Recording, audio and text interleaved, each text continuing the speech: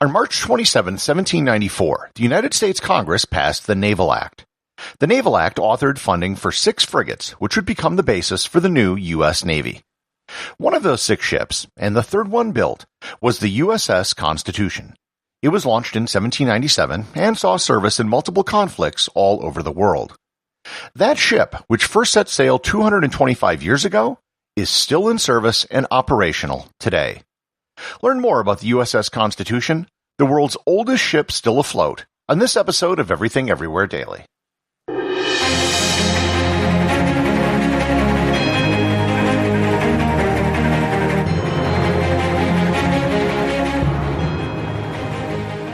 This episode is sponsored by CuriosityStream.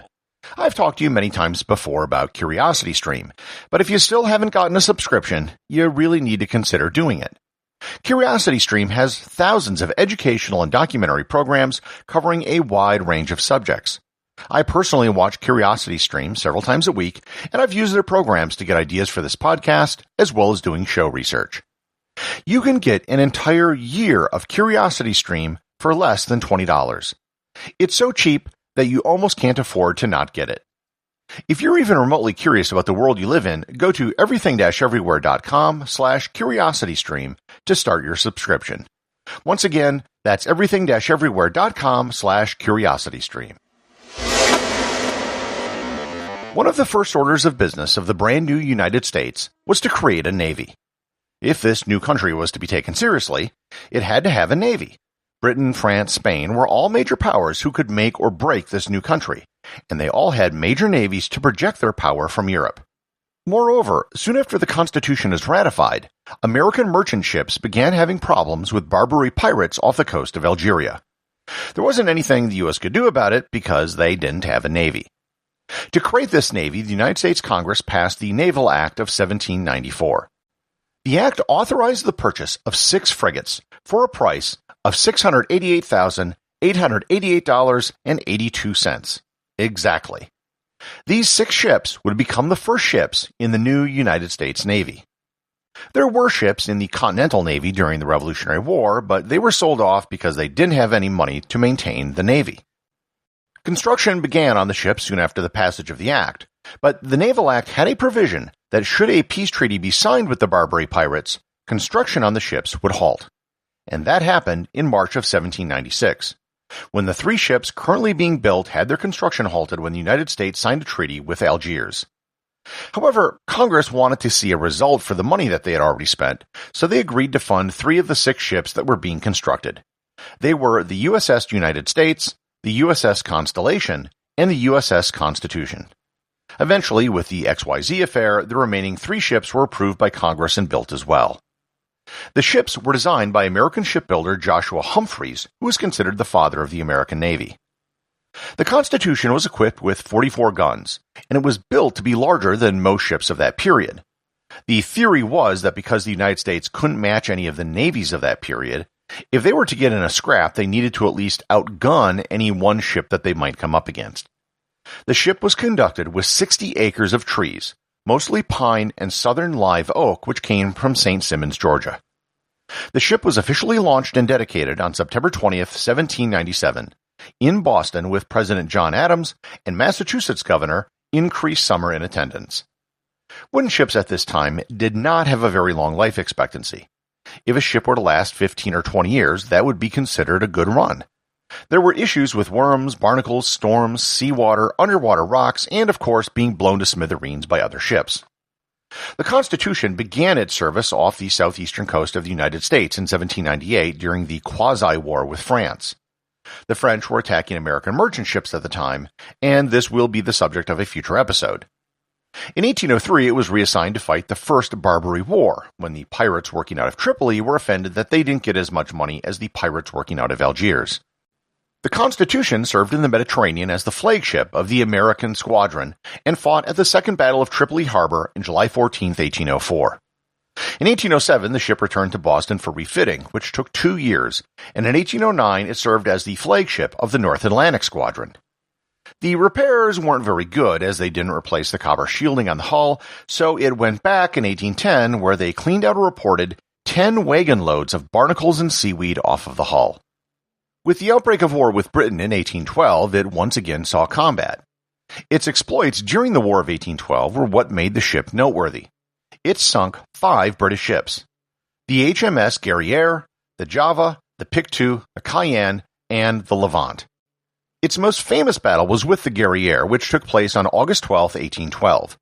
The two ships spent 20 minutes firing at each other broadside, and this was when the ship was given its nickname Old Ironsides, because many of the cannonballs from the Guerriere bounced harmlessly off the hull.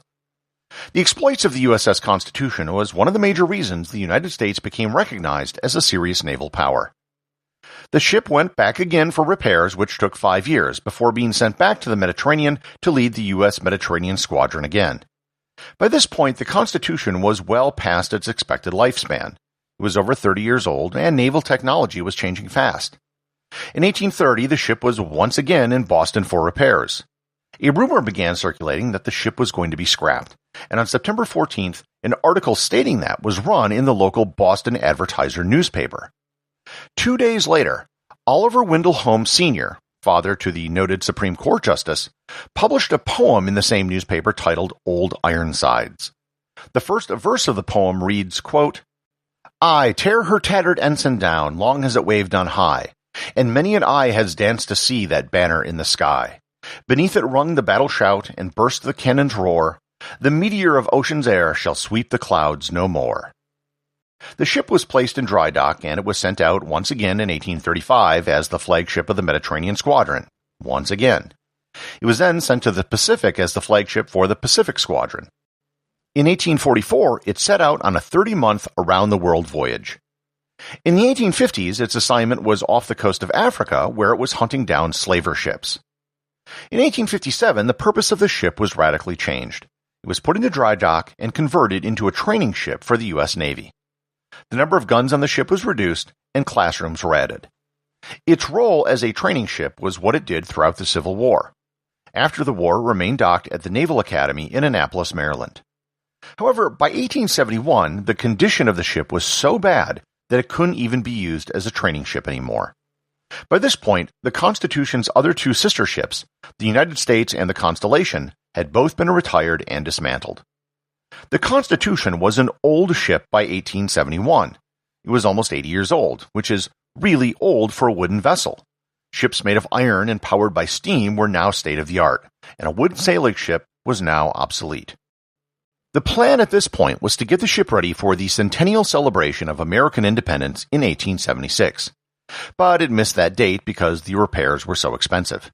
It did manage to sail to France for the Paris exhibition of 1878, but the repairs done years before were of low quality, and the ship was declared unfit for service in 1881, and it was decommissioned by the U.S. Navy. The ship was used as a museum ship in Boston, but by 1905 there was talk of taking the ship out to sea and using it for target practice. A grassroots movement sprung up to save the ship, and Congress authorized a $100,000 budget for yet another restoration. In 1907, it was once again a museum ship that was offering tours to the public. In 1917, it was renamed Old Constitution so the name could get freed up for a new Lexington-class battlecruiser. However, that ship was never actually built, so the name was returned in 1925. By 1925, the ship was once again in bad shape. Water had to be pumped out daily, and the hull was starting to rot. You might notice that this ship has had to undergo a whole lot of restorations. The 1925 restoration had its funds raised mostly privately via a national effort organized by the National Elks Lodge for children to donate pennies. In the end, over $600,000 was raised, and Congress tossed in another $300,000. By 1930, it was out of dry dock again, and it went on a tour of the east coast of the United States, went through the Panama Canal, and up the west coast. However, it did not sail under its own power. It was towed the entire trip. It was recommissioned into the U.S. Navy in 1931, which it remains today.